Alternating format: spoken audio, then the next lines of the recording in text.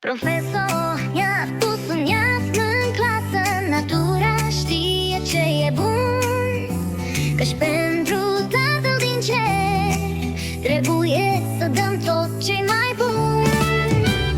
Piatra a făcut diamantul să strălucească, trandafirul floarea ca să parfumeze, iarba deși mică a acoperit pământul cu covorul ei verde peste tot în jur. Fericirea pe acest pământ. Vaca dă laptele, albina dă miere, găina ne dă ouă. Ce misiune vie!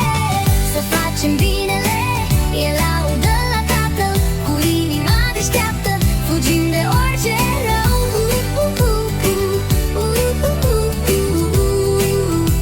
Fugim de orice rău.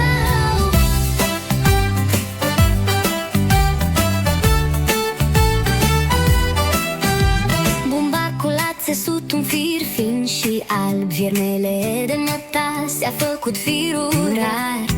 Pomul dă rod ca să ne hrănească, fiecare face ce știe cel mai bine. Ce facem noi oare?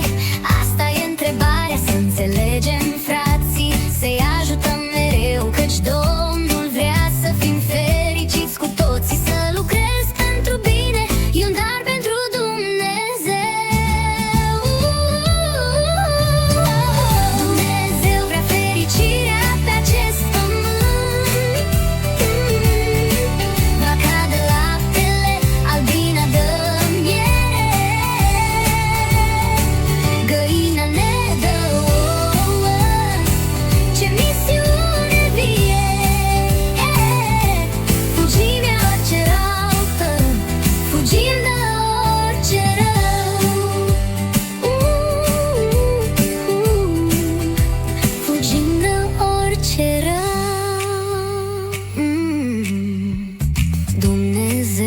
fericirea pe acest pământ.